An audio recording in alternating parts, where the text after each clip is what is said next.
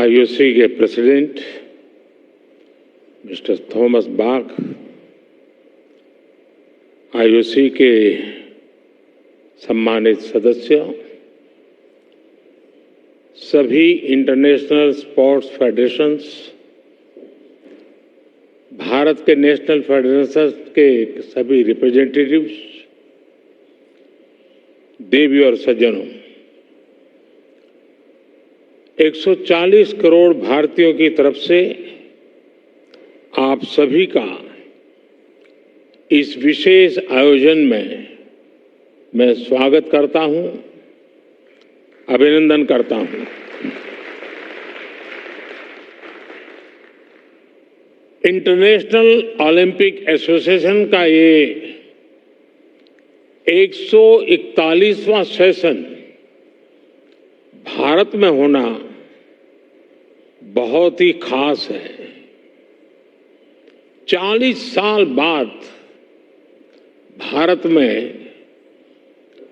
IOC का session होना हमारे लिए बहुत गौरव की बात है।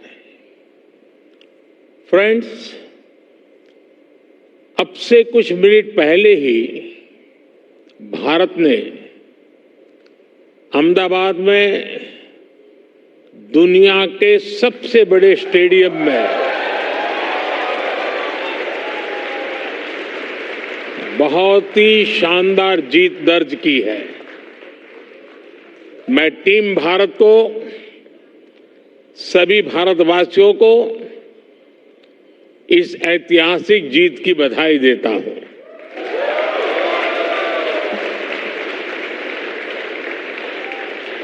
साथियों, स्पोर्ट्स भारत में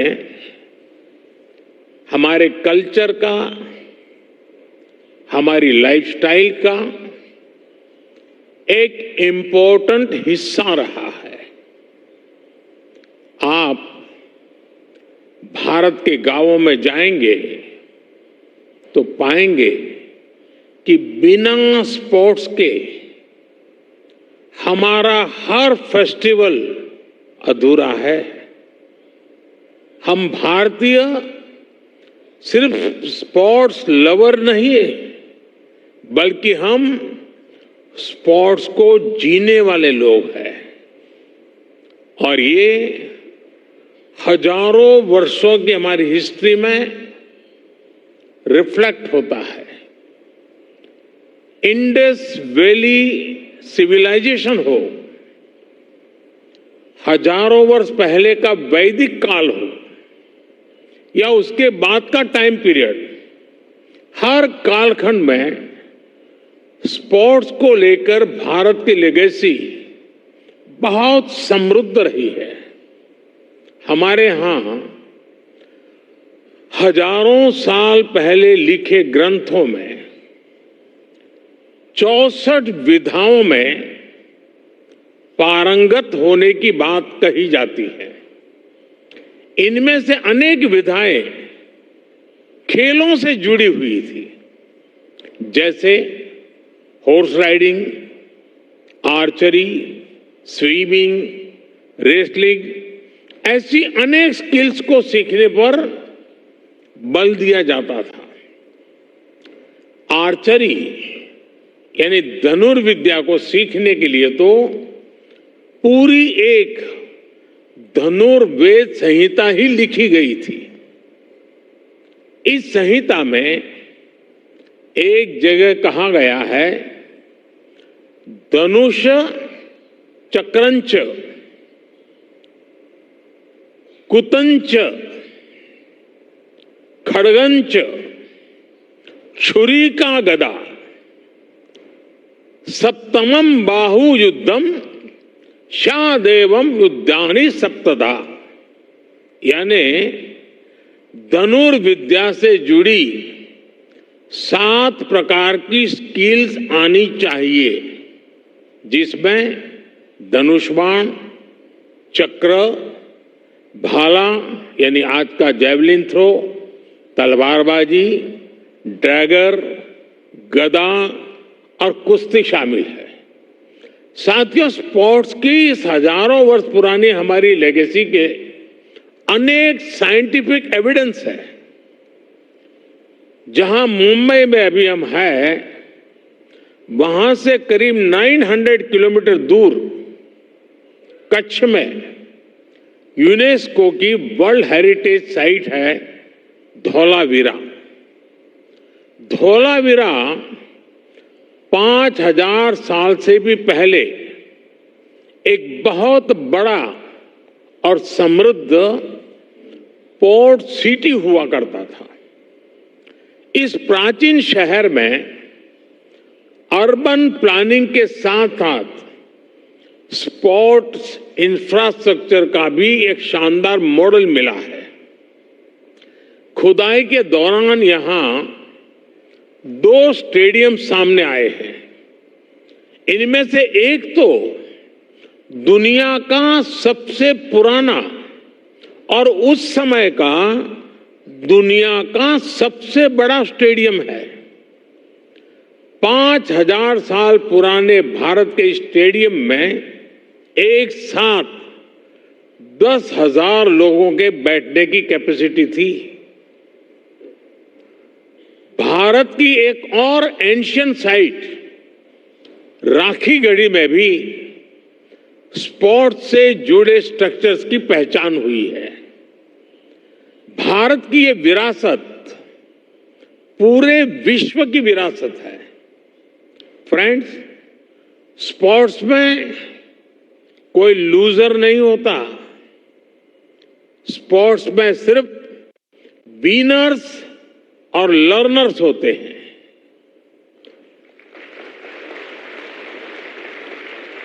स्पोर्ट्स की लैंग्वेज यूनिवर्सल है, स्पिरिट यूनिवर्सल है।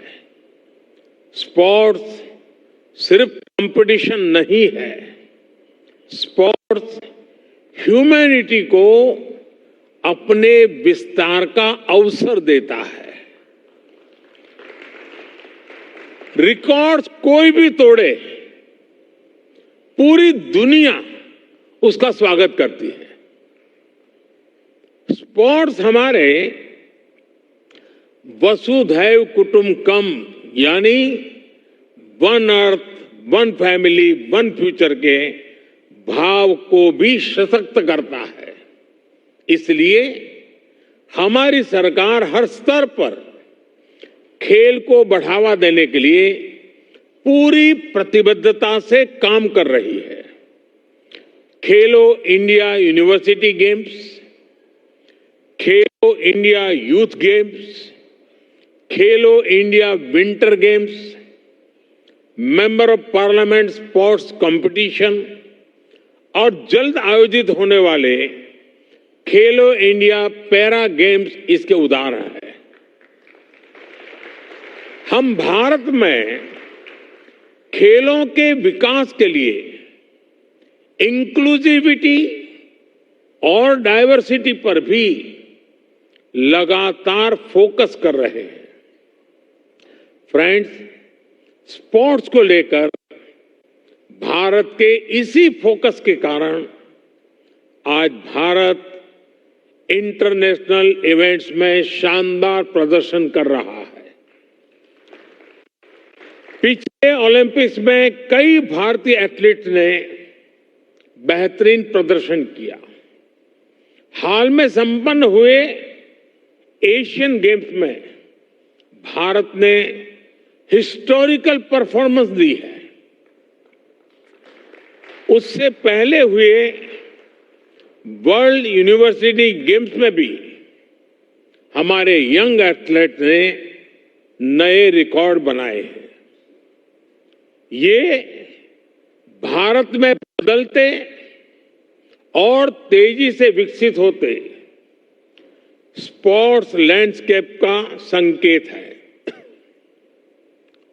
साथियों, बीते वर्षों में भारत ने हर प्रकार के ग्लोबल स्पोर्ट्स टूर्नामेंट ऑर्गेनाइज करने के अपने सामर्थ्य को साबित किया है।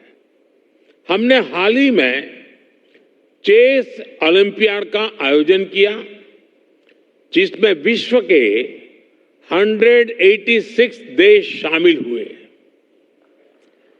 हमने football under 17 women's world cup, men's hockey world cup, women's world boxing championship और शूटिंग वर्ल्ड कप की भी मेजबानी की। भारत हर वर्ष दुनिया की सबसे बड़ी क्रिकेट लीग में से एक का भी आयोजन करता है। इस समय भारत में क्रिकेट वर्ल्ड कप भी चल रहा है। उत्साह के इस माहौल में सभी लोग ये सुनकर भी खुश हैं कि आईओसी के एग्जीक्यूटिव बोर्ड ने क्रिकेट को ओलंपिक्स में शामिल करने की सिफारिश की है। हमें उम्मीद है इस बारे में जल्द ही हमें कोई पॉजिटिव न्यूज सुनने को मिलेगा।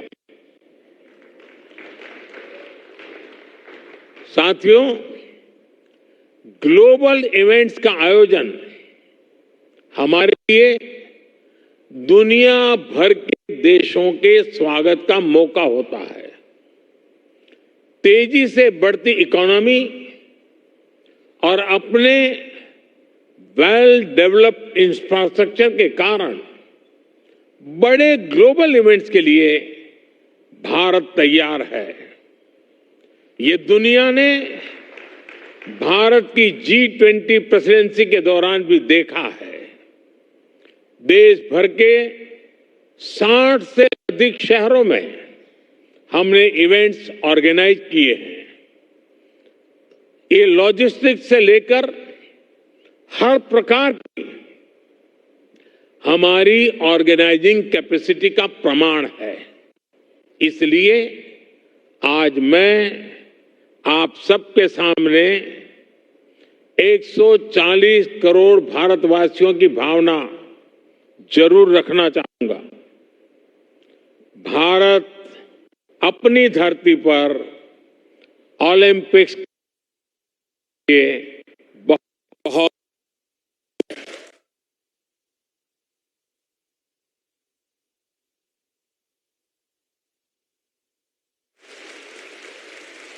साल 2036 में भारत में ओलंपिक्स का सफल आयोजन हो, इसके लिए भारत अपने प्रयासों में कोई कमी नहीं रखेगा।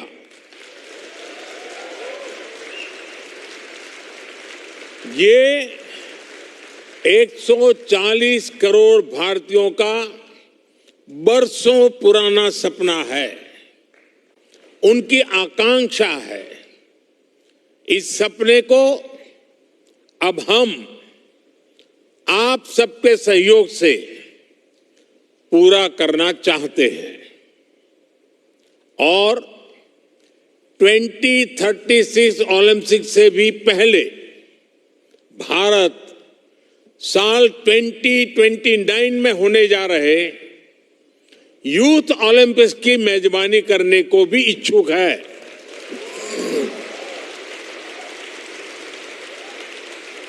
मुझे विश्वास है भारत को आईओसी का निरंतर सहयोग मिलता रहेगा।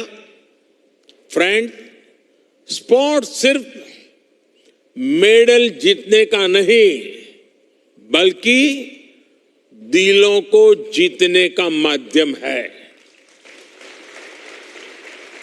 स्पोर्ट्स सबका है, सबके लिए है। स्पोर्ट्स सिर्फ चैंपियंस ही तैयार नहीं करता, बल्कि पीस, प्रोग्रेस और वेलनेस को भी प्रमोट करता है। इसलिए स्पोर्ट्स दुनिया को जोड़ने का एक और सशक्त माध्यम है। मैं ओलंपिक्स के मोटो को फिर आपके सामने दोहराऊंगा, फास्टर, हायर, स्ट्रांगर टुगेदर।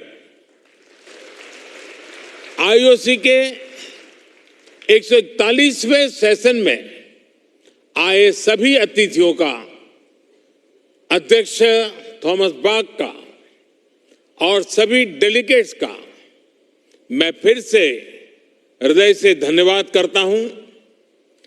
आने वाले कुछ घंटों में आपको अनेक महत्वपूर्ण फैसले लेने हैं। I now declare this session